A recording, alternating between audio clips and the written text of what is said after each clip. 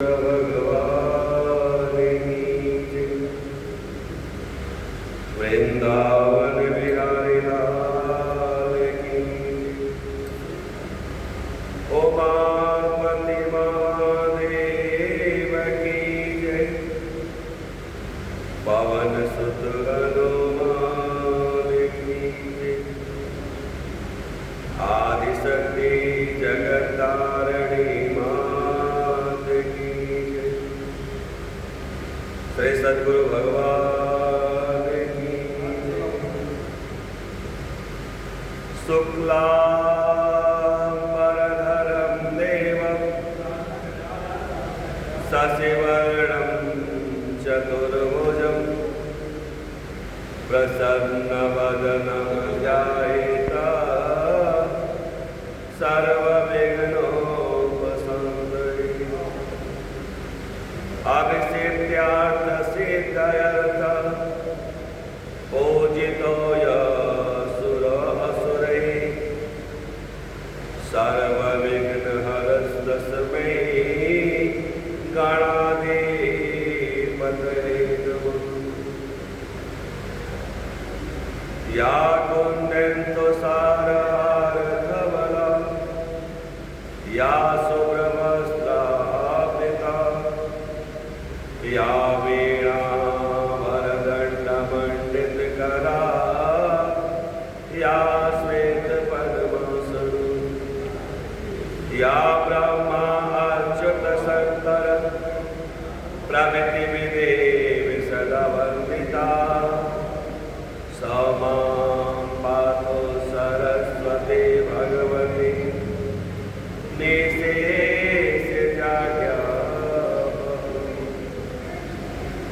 गुरुर्ब्रह्मा गुरुर्विष्णु गुरुर्देवो महेश्वर गुरुर्साक्षात् परब्रह्म तस्मै श्री गुरुवे नमः। आपदापहर्तारं दातारं सर्वसंपदा लोकाभिरामं श्रीरामं भूयो भूयो नमाम्यहम्।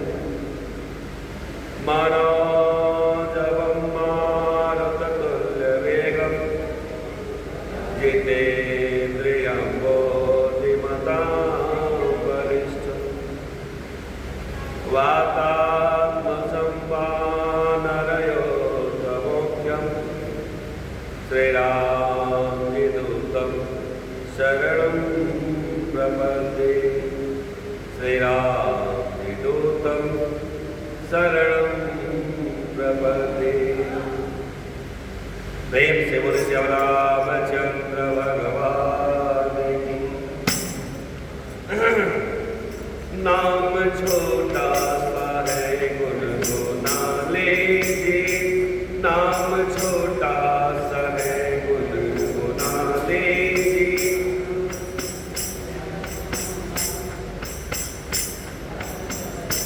राम गा लीजिए राम गा लीजिए राम गा लीजिए राम।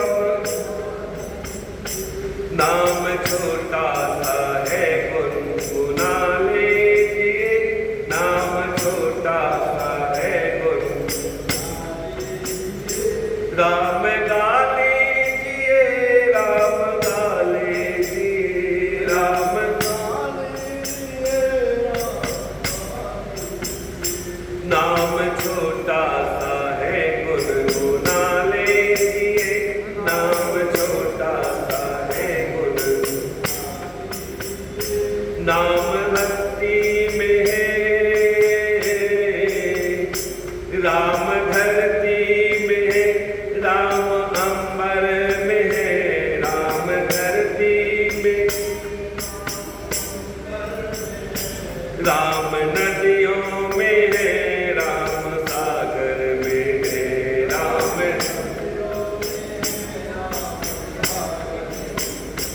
राम धरती में है राम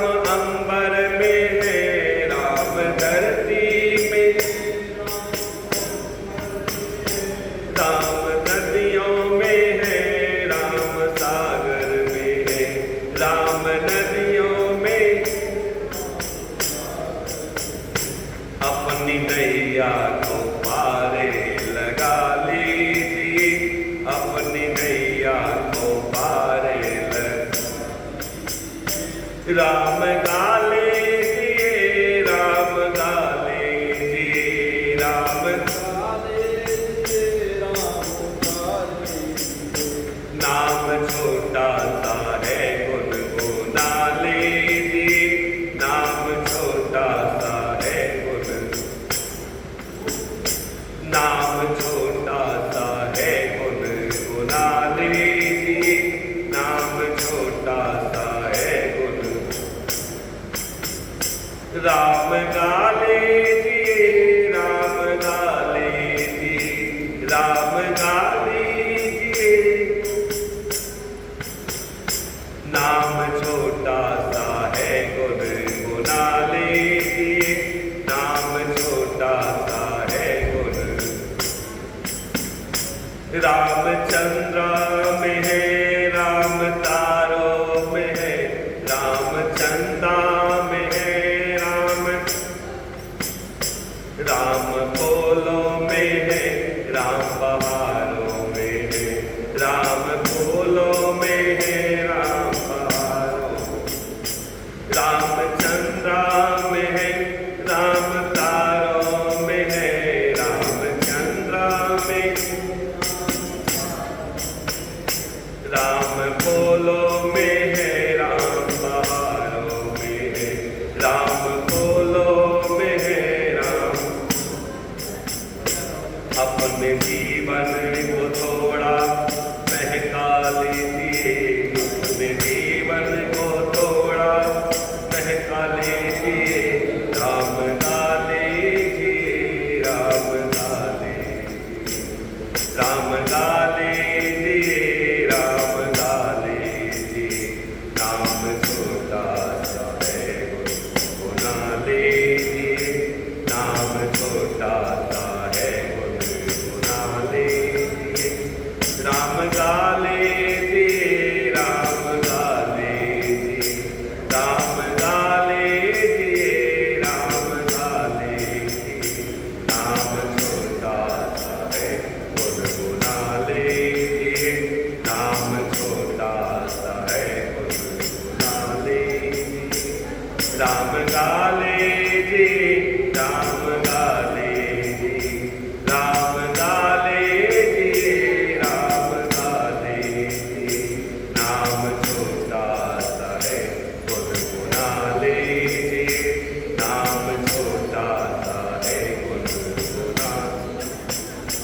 राम नदियों में है, राम सागर में है, राम नदियों में है, राम सागर में है, राम धरती में है, राम अंबर में है, राम धरती में है, राम अंबर में।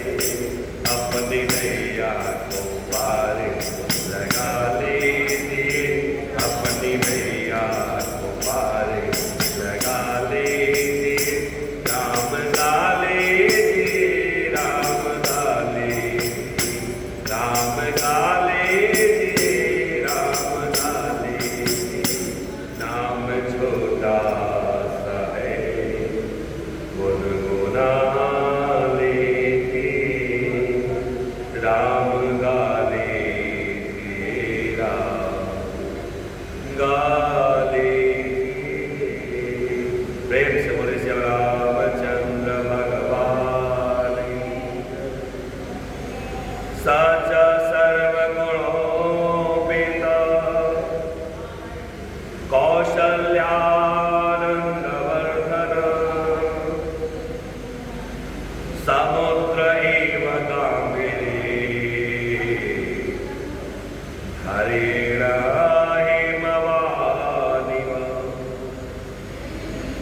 विष्णुना सदृशो विरे सोमवत् प्रियदर्शना कालाग्नि सदृशे गोदे क्षमया पृथ्वी समं क्षमया पृथ्वी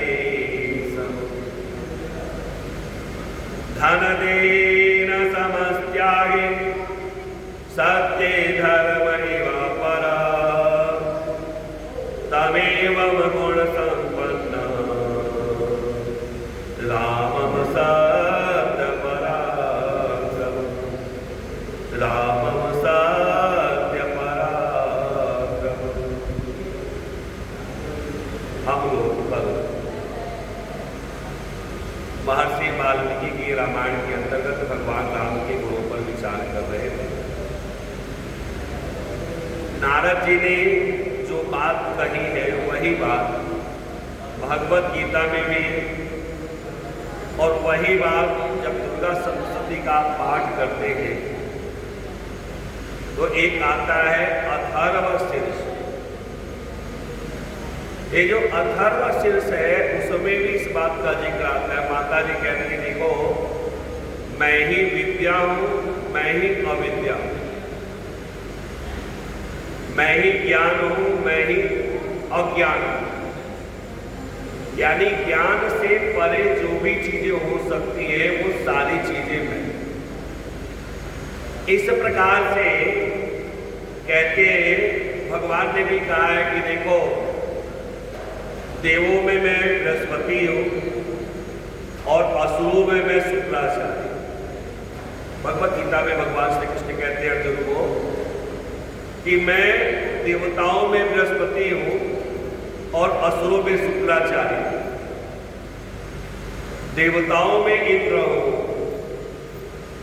और इसी प्रकार से असुरों में मैं बलि हूं।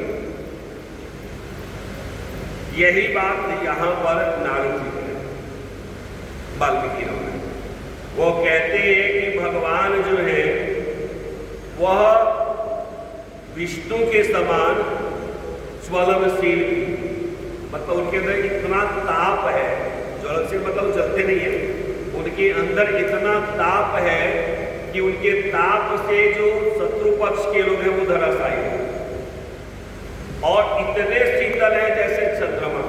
सोमवत प्रिय दर्शन, जैसे चंद्रमा की शीतलता सबको अच्छी लगती है, वैसे ही भगवान इतने शीतल हो जाते हैं कि उनके स्वरूप को सहज देखते रहने निहारने का मन करता। कहा महाराज क्रोधी इतने हैं जैसे काल भैरव। जब काल भैरव क्रोधित होते हैं तो फिर सर्वनाश होता है। क्रोध है तो इतना है, और क्षमा है तो जैसे पृथ्वी के समान। जितना क्षमा पृथ्वी के अंदर है, पृथ्वी पे देखिए हम लोग रहते हैं, जीवन यापन करते हैं, खाते हैं, गंदगी का त्याग भी करते हैं, पाप भी करते हैं, पुण्य भी करते हैं, और पृथ्वी सब कुछ सहन करती है। तो क्षमा कर रही है तभी सहन कर रही है। तो क्षमावान वो पृथ्वी की तरह। कहा महाराज अगर धन देने पर आ जाए तो कुबेर की तरह, और त्याग करने पे आ जाए तो भी वह धर्म की तरह। चूंकि धर्म से ही वह प्रतिष्ठित है, इसलिए वो सर्वगुण संपन्न है। उसमें कोई भी एक ऐसा चीज नहीं है, मतलब जिसके अंदर कितना भी बड़ा असूया दोष हो वो भी बैठ जाए और कहे कि राम जी के अंदर ये दोष है तो वो नहीं निकालता। यहां तक कि रावण भी राम जी की प्रशंसा करे, रावण भी राम जी की प्रशंसा करते हैं। और इस प्रकार से कहा कि सत्य पराक्रमी है। वास्तव में जो पराक्रम का स्वभाव होता है, जो वीरोचित स्वभाव होता है, वो सब राम जी के पास। इसलिए आप एक काम करो, रामायण की रचना करो। कल की कथा हमारी यहां तक हुई थी, आपने ध्यान दिया। अच्छा, नारद जी कह के चले गए तो महर्षि वाल्मीकि अभी विचार कर रहे हैं। तो एक दिन सुबह का समय अपने शिष्य भरद्वाज आदि के साथ तपसा के किनारे स्नान करते। तो सब लोग गए हैं, शिष्य लोग कलश लेकर के कंधे पर जाते हैं। किसी ने वलकल वस्त्र लिया हुआ है, कोई है तो कलश लेके जा रहा है। महर्षि वाल्मीकि ऐसे गए तो तमसा जी का किनारा देखा, वन में बड़ा सुंदर है। एक जगह देखा कि वहां कीचड़ वगैरह नहीं, तो शिष्यों से कहते हैं कि काम करो, लाओ मुझे अपना मेरा वस्त्र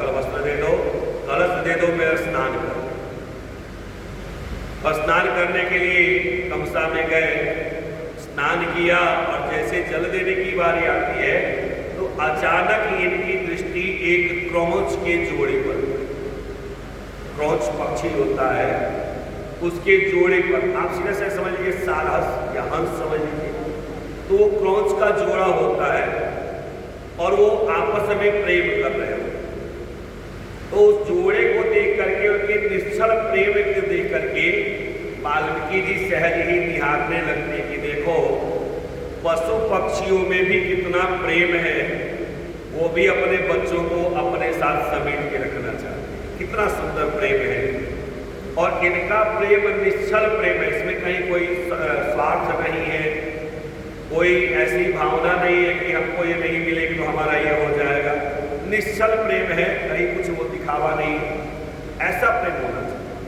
और तब तक अभी देख ही रहे बड़े ध्यान से, और तब तक एक बहेलिए का सनसनाता हुआ बाण आता है और उसने मादा को मारा, मादा गिरी और उसका प्राणांत हो गया। अब वो तड़प रहे, रक्त से सरोवर तड़प रही है, और उसी समय देखते कि जो नर है वो अभी तड़पने लगा, बाण उसको नहीं लगा लेकिन तड़प रहा है कि मेरा जोड़ा बिछड़ गया। अब ये जो दोनों दृश्य महर्षि ने देखे, कहाँ तो सोच रहे थे कितना सुंदर प्रेम है, कैसा प्रेम कर रहे हो, अचानक बाण आया लगा। आपने कभी बकरे को काटते हुए किसी को देखा है? अगर ध्यान से आप देखिए तो आपको जीवन का सत्यता पता चलेगा।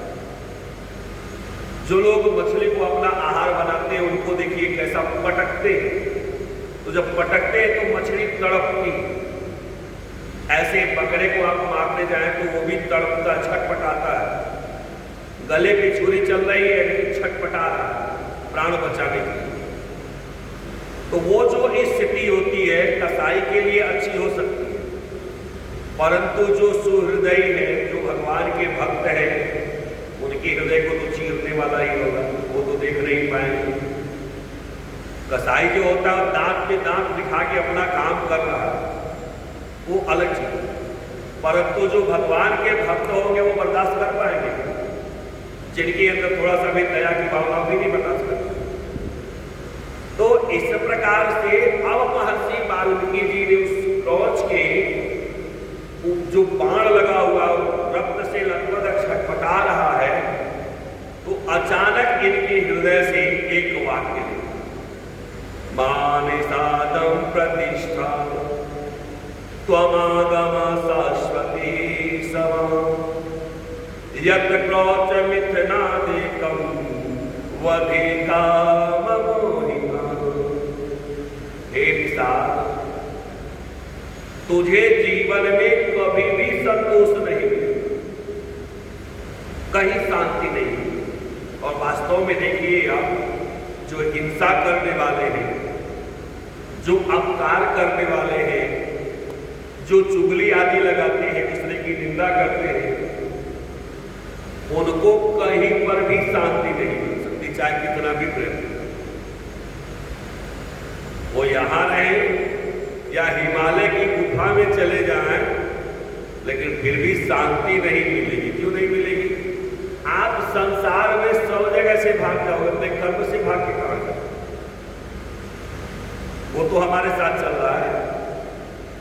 आप घर छोड़ दो, परिवार छोड़ दो, देश छोड़ दो, दुनिया छोड़ दो, लेकिन जहां जाओगे आपके कर्म तो आपके साथ जाएंगे। यहां तक कि जीव शरीर का त्याग कर देता है, मर जाता है, फिर भी उसका कर्म उसके साथ जा रहा है। सत्कर्म करेगा तो भी साथ जाएगा, और अकर्म करेगा, दुष्कर्म करेगा तो वो भी साथ में जा रहा है। तो वो अब उसी के बेस में आपको शांति मिलेगी। अगर आपने सत्कर्म किया है, दया की भावना है, धर्म किया है, तो आप चाहे जहां रहोगे आपके मन को शांति। और अगर आपने ऐसा नहीं कुछ किया है, केवल अकर्म किए हैं, असत कर्म किए हैं, तो चाहे आपको कहीं पर भी बिठा दिया जाए, यहाँ तक कि यहाँ आश्रम में आप आएंगे ना, तो भी आपका मन बड़ा बेचैन है। समझ रहे? एक कल परसों प्रसाद बांट रहे थे, शायद कोई थे महानुभाव, तो उन्होंने प्रसाद लाया था, बांट रहे थे, तो मैं गया प्रसाद लेने के लिए। आप सबको शायद ध्यान हो, मैंने कहा मुझे मीठा मत दीजिए, मुझे प्रसाद में मना कीजिए। तो वो बोल रहे अरे अगर यहाँ भी डायबिटीज का है तो भगवान का है, उनका शब्द था। मैंने कहा भाई मुझसे वयोवृद्ध भी है और जवाब सवाल करें, कल कौन जवाब सवाल करे, ठीक है जो बोला, परंतु बात वो नहीं है। भगवान ये थोड़े कह रहे कि दुनिया भर का जितना कोटा है सब एक ही बार में पूरा कर लो। भगवान ने जो हमारे लिए कोटा निर्धारित किया था कि भैया आपको इतना ही मीठा खाना है, अब चाहे वो हम जिंदगी भर में खाएं और चाहे 2 ही साल में कोटा पूरा कर दें, तो हमने कोटा पूरा कर दिया, भगवान ने बैन कर दिया, भैया अब आज भी से नहीं खा सकते। उसमें भगवान की गलती थोड़े, हमारे अपने कर्मों की गलती है। अगर हम किसी का अहित करेंगे, किसी का बुरा करेंगे, तो उसका दंड तो हमें भुगतना ही। अब मान लीजिए आप कहते हैं कि अरे भगवान है तो कष्ट क्यों मिल रहा है? कष्ट इसलिए मिल रहा है क्योंकि हमारा कर्म भी वैसे, इसीलिए कष्ट मिल रहा है। उस कष्ट से चिंता नहीं है। हाँ, भगवान से एक प्रार्थना है कि चाहे जहां रहे, जिस हाल में रहे, जिस वेश में रहे, जिस देश में रहे, उनका नाम जिह्वा पे आए, चाहे जिस प्रकार से नाम आना चाहिए। इसलिए जब भी मौका मिले एक बात जरूर कहिए, जहां ले चलोगे वहीं मैं चलूंगा, जहां ले चलोगे वहीं मैं, जहां ले चलोगे वहीं मैं चलूंगा, जहां ले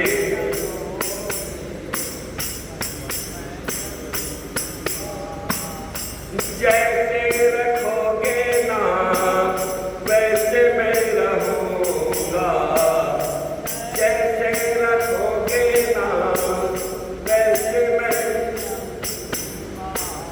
जहां ले चलोगे वहीं मैं चलूंगा, जहां ले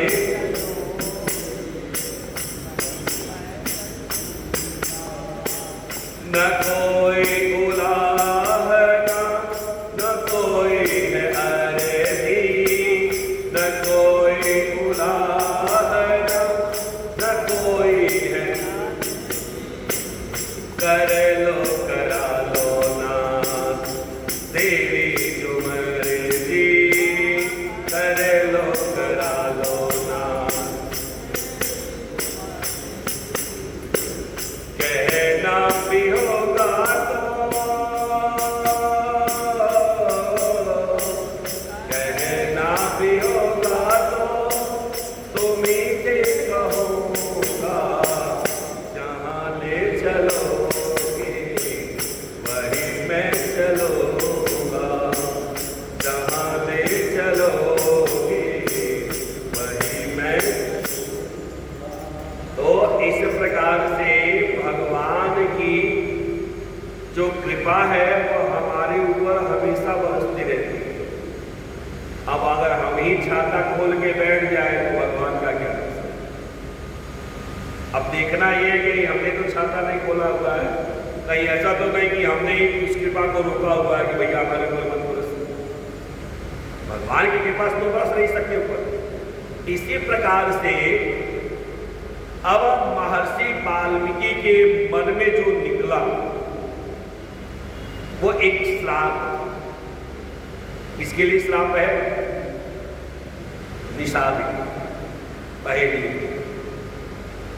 अब कह तो दिया, अच्छा जो बड़े लोग होते हैं ना, ज्ञानी लोग होते हैं, अगर किसी को कड़वी बात कहेंगे तो बाद में पछताएंगे, अरे बेकार कह दिया, नहीं कहना चाहिए।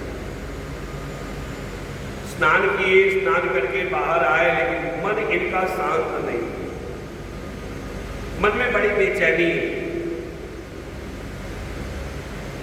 शिष्यों ने पूछा, गुरुदेव क्या बात है, आपका चेहरा थोड़ा सा उतरा हुआ दिख रहा है, समझ में नहीं आ रहा।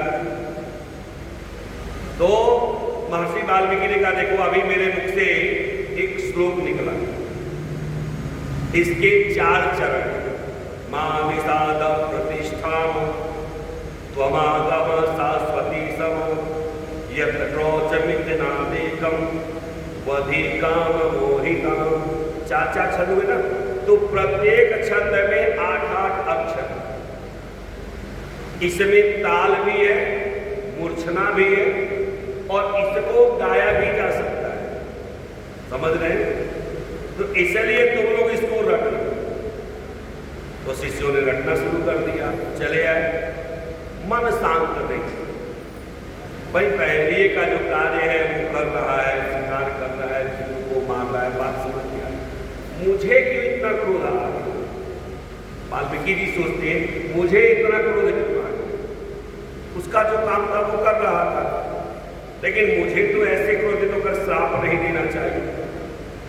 अब बैठे हुए मन लग नहीं रहा, तब तक चतुर्मुख ब्रह्मा जी प्रकट हुए। ब्रह्मा जी प्रकट हुए तो महर्षि वाल्मीकि ने उनको कुछ आसन दिया, दिखाया, पाद्य अर्घ से पूजा की। वाल्मीकि जी कहते क्या बात है, खुश हो, प्रसन्न हो? कहा नहीं माना, आज मेरा मन बड़ा व्यथित है, बड़ा दुखी हूं। कहा क्या बात हो गई? कहा बताइए, मैंने पहेलिये को श्राप दे दिया।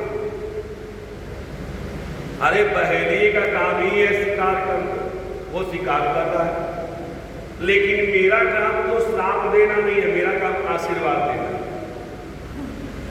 तो मेरे मुंह से ये निकला कैसे? ब्रह्मा जी कहते हैं ये तुम्हारे मुंह से निकला नहीं, मैंने निकलवाया है। ये जो वो है शब्द है, मैंने निकलवाया है।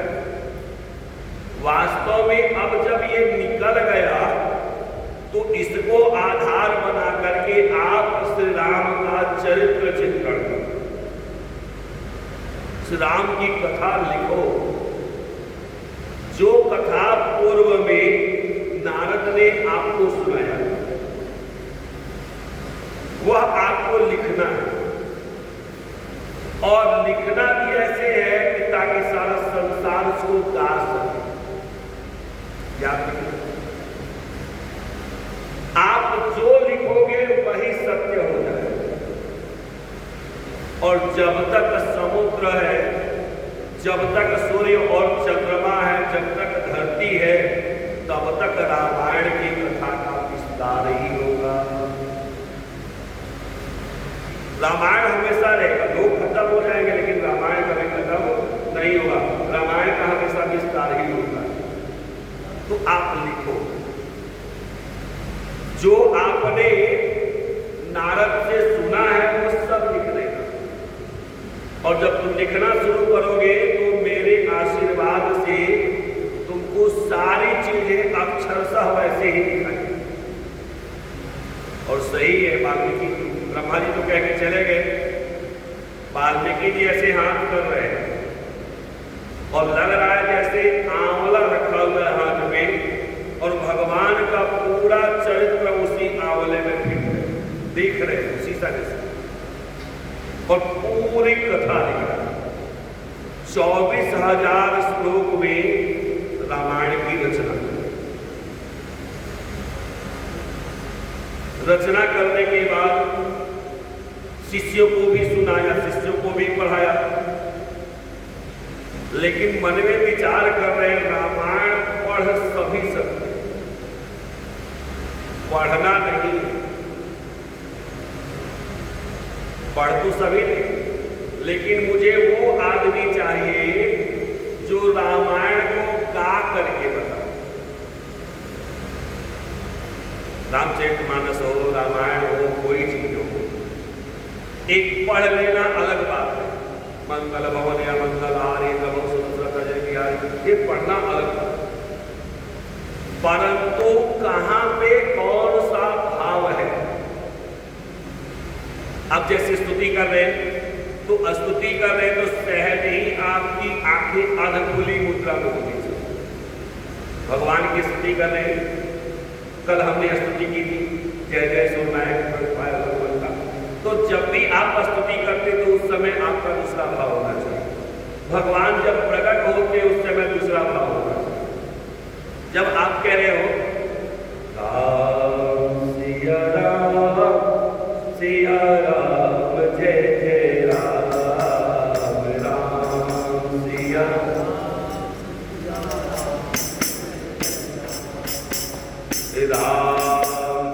राम सिया राम जय जय राम राम सिया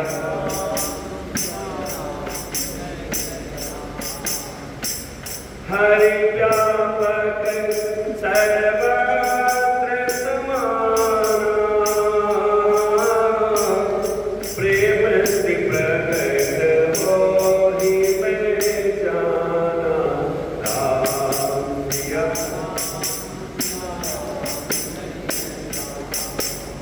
राम सिया राम सिया राम जय जय। जब आप कह रहे हो कि हरि व्यापक सर्वत्र समाना प्रेम से प्रकट होहि मैं, दूसरों को विश्वास बाद में दिलाइएगा, पहले आप विश्वास करो कि है। तो आपको जब विश्वास आ जाएगा तो आपके चेहरे पे असीम शांति, कहने से विश्वास। और जब आपको खुदे विश्वास नहीं है तो दूसरे को कितना भी बोलते रहिए हरि व्यापक सर्वत्र समाना, तो बात बनने वाली नहीं है। तो इसलिए वाल्मीकि जी सोच रहे कोई तो ऐसा मिले जो रामायण को गा सके, क्योंकि देखिए गाने में आनंद आता है, कथा तो आप सुनते ही रहते हैं, लेकिन जब भजन आता है तो आनंद से झूम जाते हैं। तो इसलिए रामायण को पढ़ना नहीं है, रामायण को गाना है। क्यों? उसका कारण क्या है? पढ़ने का काम जिह्वा का है, समझ रहे हैं? और जिह्वा से जो चीज आप करते हैं वो थोड़ी देर के लिए दिमाग में रहता है, और जैसे आपने पढ़ना बंद कर दिया वैसे रुक गए। लेकिन गाते हृदय से, इसीलिए कहा जाता है कि अगर आप पढ़ते भी हो तो उसको हृदयंगम करो, हृदय में बिठा लो।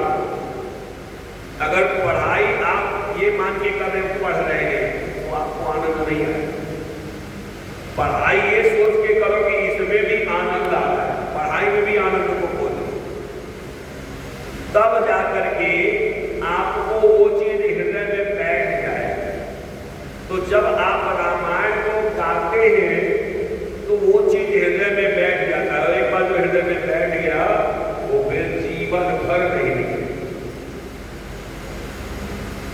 बचपन में क पढ़े तो हो जाता है, वो नहीं भूलता। बाकी सारी चीजें भूल जाती है, वो नहीं भूलता। उसका कारण सिर्फ इतना ही है क्योंकि उसको आपने हृदय में बिठा दी। कोई कविता ले लीजिए, पद को जब आप पढ़ना शुरू करते हैं, हमको याद है क्लास 6 में एक कविता होती है हमारा देश, समझ रहे? संजोग से जब टीचर ने बताया, गुरुजी ने हमारे, तो उस दिन हम गए नहीं थे स्कूल। दूसरे दिन पहुंचे तो पता चला होने का पीरियड है, उन्होंने कहा कि आज सबसे शुरू होगा। मुझे पता ही नहीं है याद करना। जब मैंने वो कविता खोला था 2 पेज का, तो उन्होंने कहा जो सुनाएगा वो ठीक नहीं सुनाएगा तो कम से कम 4 पेज उसका पढ़ता है। पेज हुआ करता था बढ़िया वाला। अब मैं जानबूझ के धीरे सड़क के सबसे पीछे वाले बेंच पे बैठ, मैंने कहा अच्छा पहले इनको भुगतने दो। अब जैसे जैसे वहां वेद पढ़ रहा है वैसे वैसे मैं याद कर रहा हूं। हमारा देश भारत है, नदी गोदावरी गंगा, लिखा भूगोल पर युग ने हमारा चित्र गौरव का। जब तक मेरा नंबर आया तो मुझे 1.5 पे दिया। टीचर ने कहा कि अच्छा तू तो आया नहीं, मुझे दिया तो वेद पढ़ता है। जैसे मारने के लिए उठाया वैसे शुरू कर दिया मैंने, हमारा देश भारत है, नदी गोदावरी गंगा, सब सुना दिया। तो कहा तूने इतने देर में याद करके सुना, इसलिए 2 दिन जरूर नहीं। तो वो जो चीज दिल में बैठ गई कि नहीं मुझे वो याद करके सुनाना ही है, हृदयंगम हो गया। तो जो हृदयंगम हो जाता है वो कभी खत्म नहीं होता। इसलिए महर्षि वाल्मीकि ने कहा कि मुझे ऐसा व्यक्ति चाहिए जो रामायण को गा सके। कौन है? विचार कर रहे हैं। और तब तक भगवान श्री राम के पुत्र लव और कुश आगे लोग उस बड़े मेधावी है, और चूंकि भगवान श्री राम के ही पुत्र है तो उनके गुणों के बारे में कहना क्या। आए तो महर्षि वाल्मीकि ने वहीं बैठे बैठे पूरा का पूरा 7 कांड याद कर, पूरा याद कर। और आनंद ये है कि जब वो गाना शुरू करते तो महर्षि वाल्मीकि मंत्रमुग्ध हो गए। अरे वाह! क्योंकि रचना करना एक अलग बात है और उसको गाना दूसरी बात है। हमारे खंडेलवाल जी को सो जाते हैं, कभी कभी नींद आ जाती है, क्या करें, समय का उतार है। प्रेम सूर्य भगवान की कल से हम सोचते हैं कुछ चॉकलेट लेके आएंगे, जब खंडेलवाल जी को नींद लगेगा तो हम धीरे से पकड़ा देंगे, सोचते रहेंगे तो नींद क्या हो जाएगा। हाँ, कल से कुछ व्यवस्था करते हैं। प्रेम सूर्य भगवान की। तो इस प्रकार से लव और कुश ने खूब सुंदर गाके सुनाया। तो महर्षि वाल्मीकि कहते बच्चों अब आप पारंगत हो गए, तो अब एक काम करो, ये जो इतने ऋषि लोग बैठे इनको गाके सुनो। बच्चों ने पूरा का पूरा रामायण इतना सुंदर ढंग से गाके बताया। गाने का मतलब समझिए भाव सहित का। जब सीता जी का हरण होता है उस समय आंख में आंसू आ जाने चाहिए। जब भगवान राम का वनवास होता है उस समय आपका चेहरा उदास हो जाना चाहिए। तो ये जो भाव है, जब भाव सहित आप कोई चीज गाते हो तो उसका दूसरा ही आनंद होता है। सारे जितने ऋषि लोग हैं सब प्रसन्न हो। कोई कमंडल दे रहा है, कोई मृगचर्म दे रहा है, कोई कौपीन दे रहा है, कोई वल्कल वस्त्र दे रहा है, कोई सुंदर सुंदर जड़ी बूटी मतलब इनके पास जो है सब देते जाए, पूरा भर दिया। अब गुरुदेव ने कहा कि बच्चों अब मुझे लगता है कि इस ज्ञान का प्रचार प्रसार करना चाहिए। जाओ सुनाओ सब। निकल पड़े। निकले तो जिस गांव से निकलते हैं उस गांव के लोग सुनते हैं तो सुनते ही रह जाते, रुकते कहीं नहीं। गांव, नदी, नाला, पठार, पहाड़ सब पार करते करते अंत में पहुंचे अयोध्या। अब अयोध्या में जो पहुंचे तो अयोध्या की गली गली में सुना रहे हैं। जो सुन रहा है कहता रे वाह इतना सुंदर रूप, जैसे भगवान श्री राम बाल रूप में आ गए। कितनी सुंदर जोड़ी है, जैसे राम और लक्ष्मण की जोड़ी वैसे लव और उसकी जोड़ी लग रही है। अरे वाह बड़ा आनंद है। लेकिन ये लोग रुके नहीं, चलते जा रहे हैं। संजोग से जब दरबार के सामने से गाते हुए गुजर रहे हैं और तब तक ऊपर से भगवान श्री राम ने इनको गाते हुए प्रतिहारी को भेजा कि बुला के लाओ बच्चों को। आए तो एक बहुत बड़े सभागार में जहां पे भगवान श्री राम बैठे हुए हैं, भरत जी है, शत्रुघ्न जी है, लक्ष्मण जी है, हनुमान जी है, माताएं बैठी हुई है और सभासद लोग बैठे। भगवान श्री राम भाइयों से कहते हैं मैं देखो बड़ा सुंदर गाते हैं और मैं चाहता हूं कि मेरे साथ साथ आप सब रामायण सुनो। तो रामायण के सबसे पहले श्रोता कौन बने? भगवान के रामायण के सबसे पहले श्रोता कौन बने? भगवान श्री राम।